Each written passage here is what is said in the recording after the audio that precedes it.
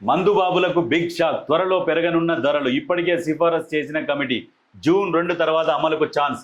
కంపెనీల నుంచి పెరుగుతున్న ఒత్తిడి, బాటిళ్ల తయారీకి పశ్చిమాసియా కష్టాలు, 10 నుంచి 15% ధరలు పెరిగే అవకాశం. అప్పులు పథకాల మేనేజ్ కోసం సర్కారు నిర్ణయం. అయితే ఇక్కడ ఏంటంటే పశ్చిమాసియా కష్టాలకు ఉన్నాయని చెప్పేసి వీళ్ళు రేట్లు పెంచుతామని చెప్పేసి కంపెనీల నుంచి ఒత్తిడి వస్తున్నది. ఎందుకు వస్తున్నది అంటే పెట్రోల్ డీజిల్ రేట్లు పెరుగుతూ ఉన్నాయి కదా, వాటి వల్ల మరి వీళ్ళ మీద కూడా బర్డెన్ పడుతున్నది. ఒక్క పెట్రోల్ డీజిల్ పెరిగితే ప్రతిదీ రేటు పెరిగే అవకాశం ఉన్నది. మరో పాకిస్తాన్, మరో బంగ్లాదేశ్ అయిపోతుంది భారత్ కూడా. ఎందుకంటే వాళ్ళు టమాటాలు, ఉల్లిగడ్డలు ఇంత, వాళ్ళ దగ్గర కోడిగుడ్డు ఇంత, చికెన్ ఇంత అని ఏలనగా మనం నవ్వుకున్నాం కొద్ది రోజుల క్రితం. రేపు భవిష్యత్తులో మన పరిస్థితి కూడా రాబోతున్నది. మన దగ్గర ఎంత పెట్రోల్ దొరికినా మన ఆర్థిక వ్యవస్థ బాగలేదు.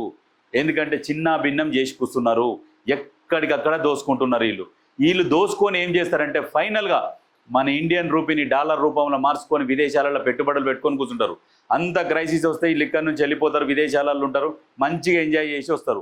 మొత్తం సద్దు మణుగుతుందా, సద్దు మణిగినాక ఎవరో ఒకరు అప్పుడు బాహుబలి లాగా, ఎట్లా అంటే మన్మోహన్ సింగ్, పివి నరసింహారావు లాగా వచ్చి మళ్ళీ ఆర్థిక సంస్కరణలు మంచి దాన్ని సర్దుబాటు చేసి కంపెనీలను పిలిచి పరిశ్రమలని నెలకొల్పి అది దేశ ఆదాయం పెంచి మళ్ళీ ఒక గాడిన పెట్టిన సమయానికి మళ్ళీ వస్తారు. అప్పుడు ఇక దొంగలు మెల్లగా వస్తారు, ఇక ఆవుతోలు కప్పుకొని వస్తారు. ఇక లోపల పులి ఉంటుంది. అప్పుడు ఏంటంటే మా ధర్మం, మేం దేశం కోసం, ధర్మం కోసం మేం పోరాడతాం ఇక అనుకుంటా మెల్లగా వస్తారు.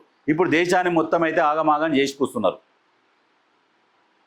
దీన్ని రక్షించే పరిస్థితి కూడా లేకుండా అట్లా అయిపోయింది. ఇప్పుడు మోడీ పోయేమో విదేశాలలో తిరుగుతున్నాడు, ఇటలీలో తిరుగుతున్నాడు, మెల్లోడీ చాక్లెట్లు పంచుకుంటా వాళ్ళకు. ఆయన వేసే సూట్లు 15 లక్షల సూట్లు, డ్రెస్సులు ఆయన వేస్తాడు, కానీ మనమేం ఖర్చులు తగ్గించుకోవాలంటే ఆయన తగ్గించుకోడట. ఇగో ఇది పరిస్థితి. వీళ్ళు పెంచుతారు, కూరగాయల వాళ్ళు పెంచుతారు, అందరు పెంచుకుంటూ పోతారు. నూనె, పప్పు, ఉప్పు అన్నీ పెరుగుతాయి. ఇక పెట్రోల్ పెరిగిందేమో పెరిగింది, కానీ ఇక దాన్ని సాకుతోనే అన్నీ పెరుగుతాయి. ఇటువంటి పరిపాలన అందిస్తున్నారు. నిజంగా ప్రజలారా, నిజంగా ఏమన్నా ఉంటే బియ్యం కానీ పప్పు దినుసులు కానీ నిల్వ చేసుకోరు, ఒక సంవత్సరానికి సరిపడా నిల్వ చేసుకోర్రి. ఎందుకంటే ఇక రేట్లు విపరీతంగా పెరుగుతాయి. ఏమనంటే దొరుకుతలేవు, లేవు, ఇదే ఉంది, ఈ రేటుకు కొంటవా కొను, లేదంటే వదిలే అంటారు. అటువంటి పరిస్థితి క్రియేట్ అవుతుంది. ఓన్లీ మన దగ్గర ఇప్పుడు ఈ ధాన్యం కూడా ఎక్స్పోర్ట్ అయితేనే ఉన్నది. ధాన్యం ఒక్కటే మన దగ్గర ఎక్స్పోర్ట్ అవుతుంది, మిగతా ఏమీ కావు. కథం తర్వాత అవి కూడా దొరకవు. పంట పండుతుంది, మనకు సరిపోతుంది. ఖాళీ బియ్యం ఉంటే బియ్యం దీన్ని బతకలేం కదా. దాంతోపాటు ఉప్పు, కారము, నూనె, ఉల్లిగడ్డలు, అల్లం వెల్లిగడ్డలు అన్నీ ఉండాలి. అన్ని రేట్లు పెరుగుతాయి. ఇక మన రాష్ట్రంలో, దేశంలోనే పెరుగుతాయి, రాష్ట్రంలో కాదు. ఇక అప్పుడు కొనుక్కున్న వాళ్ళు కొనుక్కుంటారు, కొనుక్కున్న వాళ్ళు కొనుక్కోరు. 5 రూపాయల భోజనం కూడా ఎత్తేస్తారు అప్పుడు. ఎందుకంటే ఇప్పుడు లేనప్పుడు ఏం చేస్తారు? అటువంటి పరిస్థితి వస్తున్నది.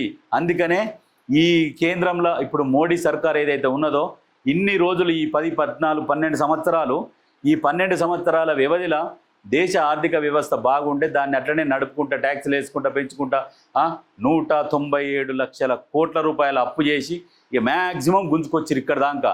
ఇక అయితలేదు, ఇక అయితలేదు. తెచ్చిన కాడికి తెచ్చిర్రు అప్పు, ఇక అయితలేదు. లాస్ట్కు చేతులు ఎత్తేస్తారు. గమనించుర్రి, ఇది దృష్టిలో పెట్టుకోర్రి.